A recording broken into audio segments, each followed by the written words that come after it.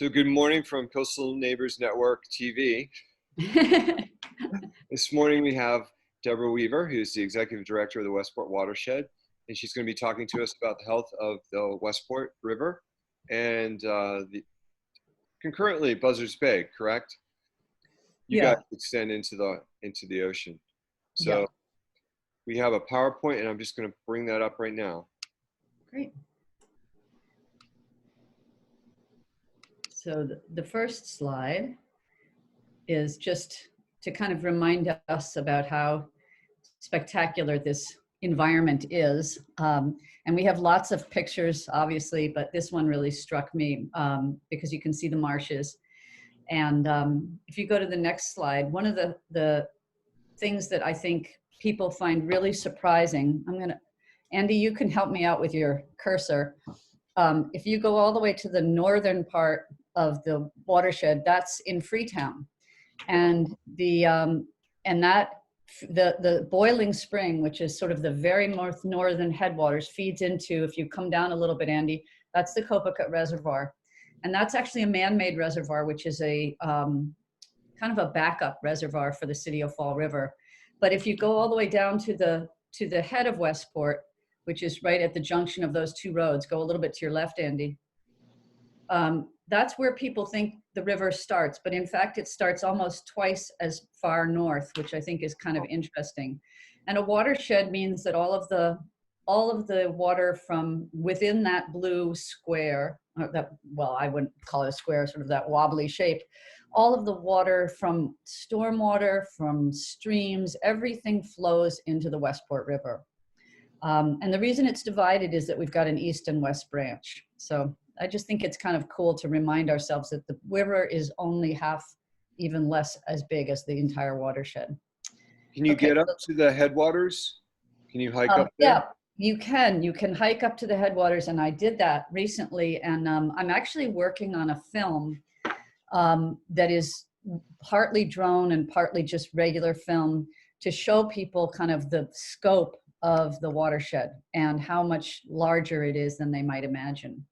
So we took a drone up there and flew the drone over the Copacabana Reservoir, which was fascinating. And then we have taken drone footage all the way down through, including some of the streams that feed in from the north. Okay, let's go to the next slide. And Jan, just barge in at any time if you have a question. The two kinds of pollution, and people often don't distinguish these, is bacterial pollution and nitrogen. And the bacterial pollution is the one that primarily affects things like the shellfishing, whether you can shellfish in the river, water quality as to whether it's considered safe, etc. And the nitrogen, the bacterial count has gotten better in the last 10 years because there are less farms in Westport, which is a loss in one way, but it's helped the river bacterially. We still don't have a river that's 100% clean for shellfishing. But the pollution that is increasing and is steadily mounting up is the nitrogen. And that comes primarily from fertilizer runoff, wastewater, meaning septics, and that causes what people will often get very alarmed at. There's these algae blooms, those big mats, and they actually rest at the bottom of the river. And when it gets hot enough, they float up to the top. So you can actually see them at the bottom before you are aware of them in the river. Okay, so let's move on. This shows you the sites that our organization does testing throughout the summer. So we go out every week and test for bacteria and nitrogen in all of these spots. We have volunteers who do this. They're called the Bay Watchers. And we collate all of our data with the data from the Buzzards Bay Coalition, and then all of that gets released as a report in the end of the year. Okay, let's do the next slide. The organization has done numerous projects that have helped with pollution, and these are some of them. The #1 project was at the Ferry Farm. The organization put in what's called retention ponds, which basically captures water runoff, particularly from, this is a dairy farm, and it captures the water runoff so that it doesn't enter into the stream that feeds into the river. And interestingly, when that ferry farm had a fire, they found out when they tested the water at the head of the Westport River after the fire that none of the substance that the firefighters used had made its way into the river because it was captured up there in the detention pond. So that was a kind of interesting and unexpected, benefit. So number 2 is where the catch basins were put in, and that's to capture any road runoff, and it filters that through underground, partly gets diverted, but mainly goes into number 3, which is the constructed wetland, which is actually really a stormwater detention pond with plants. And number 4 and 5 are both gone, sadly, because the school is being torn down, and there were very large rain gardens at the elementary and middle school, but now they're going to be repurposed in some way, I think, in the next school project. So the next slide, this shows you the detention pond and how the water enters and flows through these wiggly lines and eventually flows out of the back end. And by the time it does, it's pretty clean. The plants that are in there absorb a lot of the pollutants. And that's right behind the river center. So if you haven't ever had a chance to go back there, you really should, because it's kind of a cool construction. Okay, the next slide just shows the kind of what I think of as community outreach or community engagement, which has been a big, I've been only with the watershed for about 5 years. And when I first got hired, one of the first things I found out was they had bought this building, and the building was the wreck of the head garage. And they were going to raise all this money to fix the building up. And I said, well, that's great, but why does anybody care? Why do they want to give us money to fix up a building? Like, what good does it do them? And they hadn't really thought about that. So I started focusing on what I called community engagement. And I found out that there were lots of things that the organization used to do, like the circle of people standing in the dune was me leading a hike in the dune.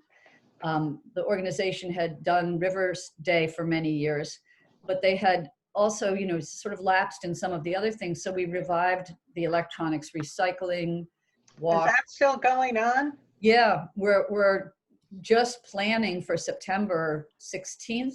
I used to see a notice in the paper for it and usually brought something over. Yeah, and you will see. I was just, Phyllis, the woman who's wearing the watershed hat, she's a wonderful human being. And she said she's got a safety protocol worked out, and we just have to get a real clear, that uses a lot of volunteer help because people pay a very small fee for TVs.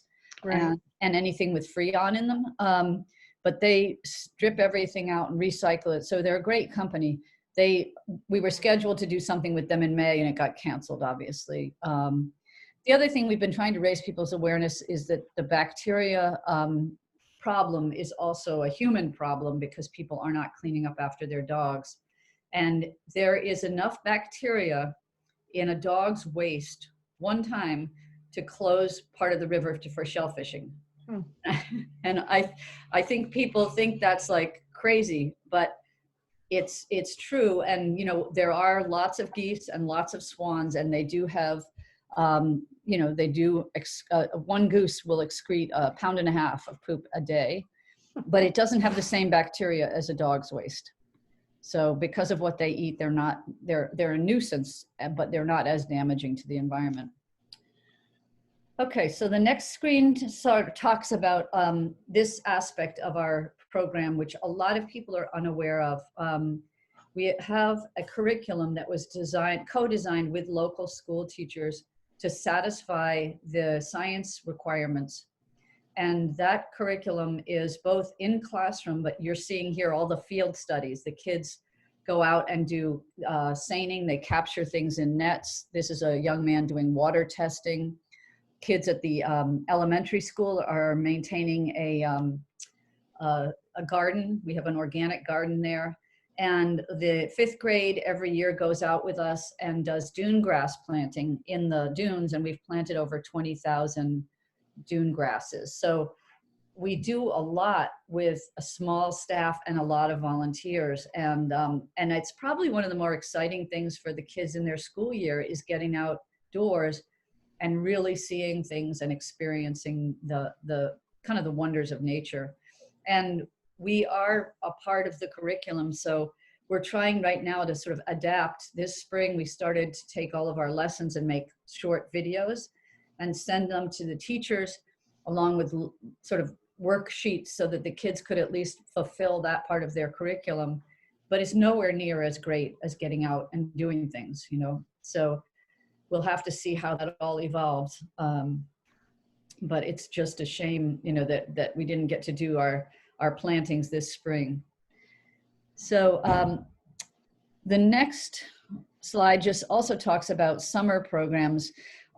We have science-based summer experiential week-long workshops with kids, and they are actually our only fee-for-service programs. We developed when Gay was about to officially retire, we surprised her. I don't know, Jen, if you heard about this, with a scholarship in her name. And we raised almost $40,000 in that effort, which amazingly, we kept it secret from Gay, which I thought was a miracle. And we had a little party and celebrated the fact that we could give out 8 scholarships a summer. And that has been really fun. The kids write an essay, and we give 8 scholarships to kids in different age groups. This summer, because of COVID, we ended up changing our model and doing family-based workshops, which are actually really fun. They're 2 to 3 hour workshops. They can be on the beach, doing beach combing, out in the forest, doing bird watching, in the river, doing seining, which is using large nets and then microscopes to look at what you've caught. And then also a tour and an interactive experience at the River Center.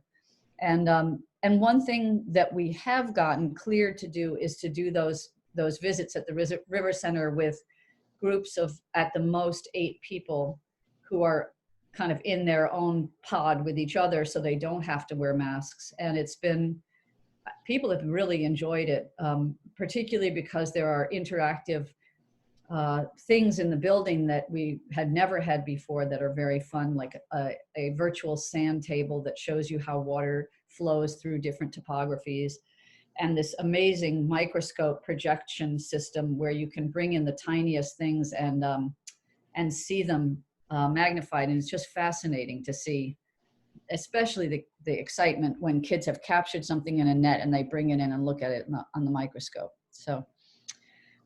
So we talked about our volunteers. There's people doing the annual beach cleanup. We've done those twice a year or 3 times a year since I've been with the organization. This is one of our longtime water monitors. It's a really nice thing to do because you get out on the river every week, you do the testing, you're with our science, director. So it's not like you're not having to invent your own technologies or anything, but it's a very neat way to get out on the river and see a variety of what's out there. And then the last thing is just a picture of the building as it was, and it doesn't even look as bad as it really looked. The window, by the time we really got to working on it, that chimney in the back was falling off. The windows had all popped out. The roof was leaking and collapsing. It was a disaster. And one of the funniest things about that project was there were people who spoke about the head garage as if it was the Taj Mahal that was going to be destroyed. But it's really cool that we were able to maintain that corner in the front, which is the only part of it that dates back to 1700. And I think it still looks kind of like, in a way, like it did. It's kind of funky. It's got all the different block. The block next to the antique granite was probably put in the 1940s. And the block on the other side facing the house was older. I mean, it's just, so we left all those materials, and I think it's kind of neat that they are the way they are. So one of the things that we're contemplating doing next year, that's kind of a new initiative, is to sort of celebrate the month of June, which is what's called National Rivers Month, by doing what I'm calling the Wonders of the Watershed experiential journeys. And this would bring, we would make a booklet, to your point, Andy, about whether we have whether we can go up to the headwaters. We would have a booklet of suggested itineraries for people that could include family-based activities, some sort of medium challenging activities, some super easy activities, all of them, not just in the river, but in the surrounding areas around the river, to get people for the month of June to experience all the different ways that they can appreciate the rivers. And this came up because I think that as an organization, we haven't really done enough to encourage people to get out and use the waterways and also observe them. So several of the experiences would be short bike rides around the circumferences of the river. So we're putting that together and trying to, think about how to do it. It was, people have generally, watershed groups have made money and also gotten people out on the river on paddle-a-thons, paddling races, but that's really not for everybody, and so this was a way of trying to get people to enjoy the river and experience it, document it, photograph themselves or video themselves, and then, do that for the entire month of June. And then from what people sent to us, we would create sort of a short video film clip that we could then show at the River Center of what people saw in the watershed. So I'm working on that. In fact, that's the meeting that I have at 11, Andy, is to try to talk about that and see if we can get some traction into that project. Because I think it's an important thing to, get people, for example, to go up to some of the brooks. And like I took the young filmmaker I'm working with up to Bread and Cheese Brook, which if you go to it, it's just right on the junction of Route 177. So you wouldn't really think it was a beautiful spot, but it is one of the streams that is, it's very, even now while we're in a drought, it's very active. There are deep pools, and we sent the drone down it. So we got footage from where you can't actually walk, and it's just beautiful. And I thought, this is something people would enjoy knowing more about it. The Rouge River Project in Detroit is doing that. They have people go out on the river, take pictures in different locations, and then they've been posting them on Facebook. Right, yeah. So, I think it's one of those things that getting people to really appreciate sort of the complexity of a watershed and the beauty of our particular watershed is a way that you can get them to be more conscious of their participation in it, and we have a lot of people who use the river, who are not from here, but who are regular users, who I think could be more engaged, in being more of a stewardship and less of just a user, So that's my little spiel. Good. Yeah, and Great. Jan, did you have any questions? Or I know you've known Gay a long time, right? Oh, and Charlie Appleton and Tom Schmidt. Yep. Well, we're still obviously connected to those folks. Charlie just stepped off the board. He did an amazing part of the River Center project, which was he took all the old wood that was removed from the building and just repurposed it, cleaned it up, and built all of the tabletops from the roof rafters, and all of the wainscoting on the second floor is the third floor repurposed. And it's beautiful wood. And the fact that it's, it's just still there. And another board member took that old door that used to open to the outside where they lowered the cars down to the street, and he cleaned it up and made it into a coat rack. So it's in the building. So we tried to keep all those artifacts there, because that history, that building has been a million things, including, I just found out, at one point it was the host site for a marching brass band that used to play in the 4th of July parades. And I got a photo sent to me from the Historical Society, and it's just hilarious with all these guys, you know, in their little outfits right in front of the building. So it's kind of neat that we've still got some of those things, you know. So that's it. I mean, I can send you things if you want to look at more stuff. We have a booklet about the education programs, and we also have a booklet about our science projects, which we put together. And then I'm just working, as I said, on this Riverathon experience.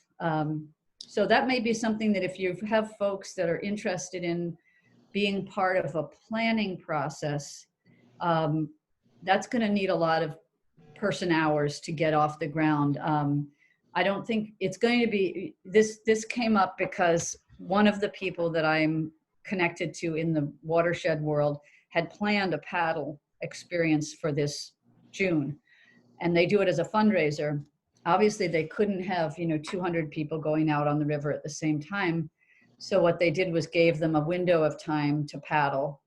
And some people decided, well, they didn't really want to paddle. They wanted to paddle board, or they wanted to whatever. And they decided that they were going to sort of take out the restriction of it just being a paddle-a-thon and make it just experience the river however you want to during that month.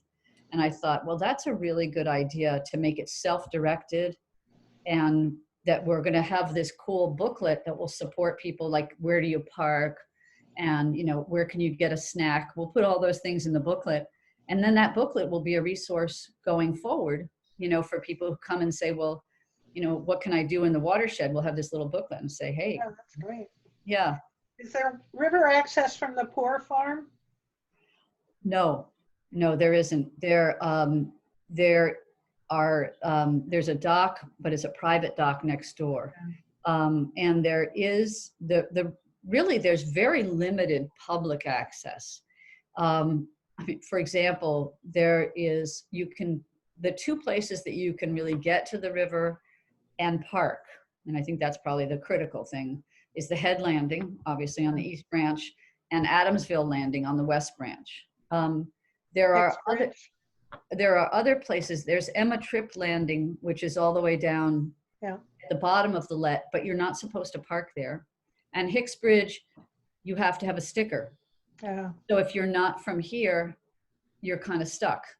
But there are parts of the river that are really wonderful biking experiences, and there's a lot of people biking around here. And then you can park, you know, in certain areas and you know, go all the way around the West Branch or all the way around the East Branch, that kind of thing. And, you know, I think, again, if you start at the head, you can paddle a long way, but most people are probably not strong enough paddlers to paddle all the way down the river and all the way back. I mean, that's quite a journey. So I've seen people, you know, it's really funny now that we're at the River Center. Our offices are on the second floor. So we're like, you know, the nosy parkers looking out the window, who's coming, who's going the wrong way, in and out the one-way drive system, you know, all that, including the police, by the way. But one of the things that's really fun is that we get to see people getting their kayaks down or their paddle boards and getting, you know, in the river. And the funniest thing is that there's almost nobody that I've observed who hasn't spent more time taking their paddle board down or their kayak down than they've actually spent in the water. I mean, they sometimes go for like 15 minutes and come back. It takes them another half an hour to load their paddle back up. It's hilarious. But it's great, you know, it's great that they're doing it, and it's, you know, it's great that they're out and seeing stuff. There's people often will try and go north from the head landing, and you basically, you know, you go under the road and then you're done, you know. And like my kayak, I have a sea kayak, is so long that if I go that way, I would have to back pedal the whole way to get back because I can't turn it around. But Wow.